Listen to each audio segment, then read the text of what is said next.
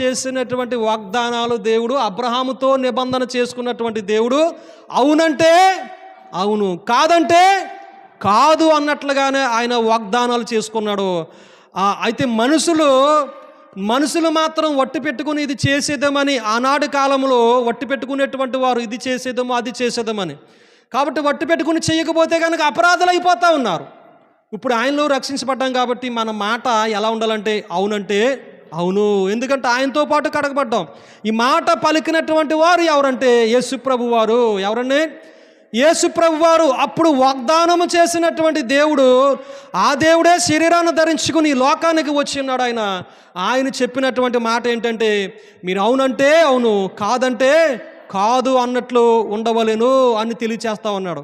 కాబట్టి ఆయన వాగ్దానములు చేసినటువంటి దేవుడు అవుననే తెలియపరచడు, కాదన్నట్లుగా ఆయన తెలియపరచలేదు, అవునన్నట్లు